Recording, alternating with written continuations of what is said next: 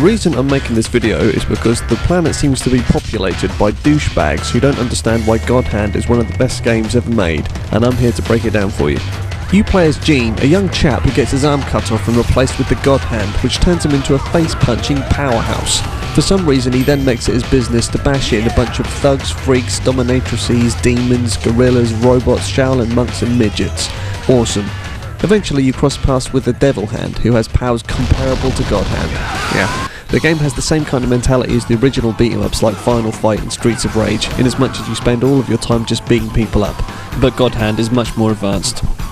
Before I get into the more technical details, I want to explain a couple of other reasons why God Hand is so cool.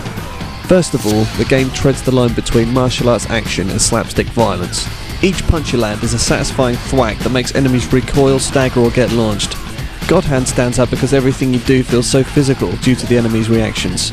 There are also a ton of great comedy elements such as studio audience that cheers as you do well, sighs as you get smacked around and laughs when someone gets their bollocks crunched. There are all kinds of little details that show that the developers really cared about this game. So what's so good about the combat system? Let me explain how the whole thing works. Your left analog stick rotates and moves you around as you'd expect, but what happens when you use the right analog? You expect it to move the camera, but instead it performs dodge moves. The backflip will get you out of danger, the sidestep allows you to position yourself better around your enemies, and the sway allows you to dodge individual attacks while staying up close to return fire. The reason why this system of dodging is so tasty is that it's much more organic and interactive than other games. You have to choose the right dodge depending on what's going on, and you really feel like it matters what you do. Using the sway will allow you to hit back right away, but you need to sidestep to avoid vertical attacks, and you need to backflip to avoid low attacks and various other larger perils.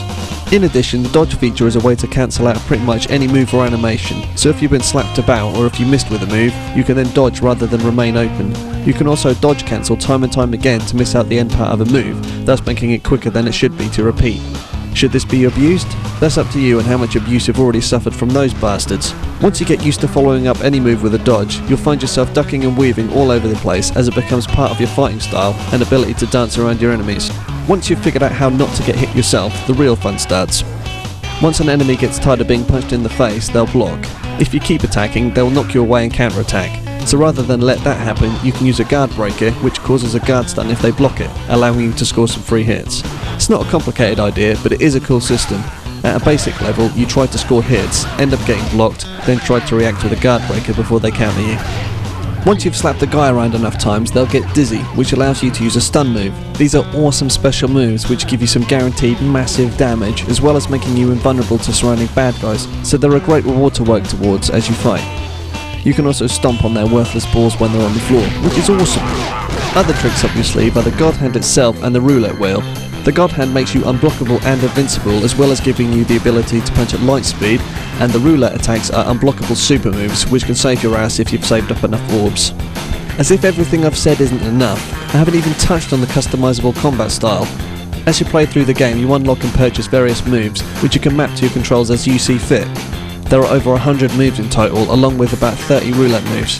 There are all kinds of attacks which have different abilities. Some juggle enemies, some send them flying, some knock down, some have high evasion, some are unblockable, some are guard breakers and so on. Choosing a different set of moves will change how you have to play, so it's up to you what you focus on, and you can change your setup whenever you want. Another reason God Hand stands out is because it's absolutely rock solid. If you screw up, you will have your balls eaten alive. This is part of the appeal for long-time gamers. Many games just don't have this kind of brutal challenge anymore. But the game only punishes you for mistakes you make. It's never unfair, it just lets you know how crap you really are. However, here is where it gets really interesting. There's a revolutionary system in which the difficulty increases or decreases depending on how well you do. That's right, the game is tailored for you as you play. So if you're getting your balls handed to you, it gets easier, and if you're chewing through these guys like you were popping bubble wrap, it gets harder. This is especially good for gamers who are looking for a challenge, because it just gets tougher and tougher if you're able to handle it. This can make you laugh because as a reward for finally getting to grips with it and getting ahead, it just gets even harder than it was before. Enemies will attack in groups rather than stand around attacking you one at a time. They do more damage, use more complex rapid attacks and combos, attack you from behind, counter your attacks quicker, and generally have better reactions to what you do. This is such a simple idea, and it's absolutely insane that other developers have not adopted it. Beyond balancing the game, you feel a sense of satisfaction when the level is consistently high, and it's something to aim for. And at the end of each section, you're given an appropriate amount of cash for each enemy that you manage to crush on each difficulty setting, which is a further incentive to keep the difficulty level up. God Hand is set in a generic video game world where you face all kinds of nonsensical enemies, each having a varied set of crappy attacks and lines of comedic dialogue. It's pretty funny to see some of these punks at work. They each seem to think they're the ultimate killing machine, yet they use really overblown pathetic super moves. You also come up against ultra-hard boss characters, who each have entertaining personalities and their own cheesy theme tunes. Many of these morons you have to fight several times during the game, and the stupid back and forth between them and Gene is endearing as well as entertaining. The game is designed in an odd way that pits you against stupid looking characters who are actually a solid challenge. Pretty much everybody you face off against in this game looks like a dickhead, which makes you more determined to flatten them rather than be humiliated by their stupid bollocks.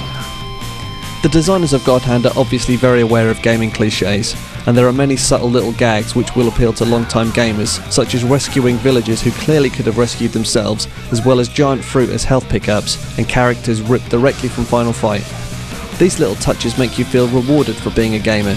It's a game that's made for you, not trying to appeal to non-gamers or your crusty parents. There's a lot more to God Hand than just getting through it.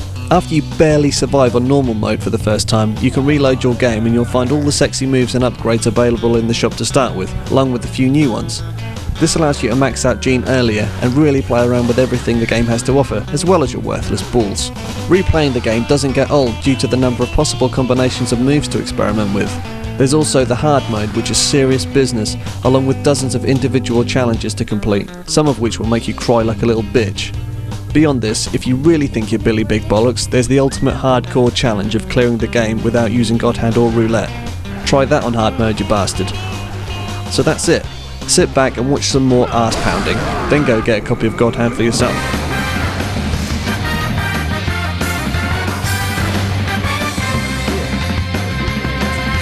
Lost a limb in a fight, but don't worry babe, I'll be cool.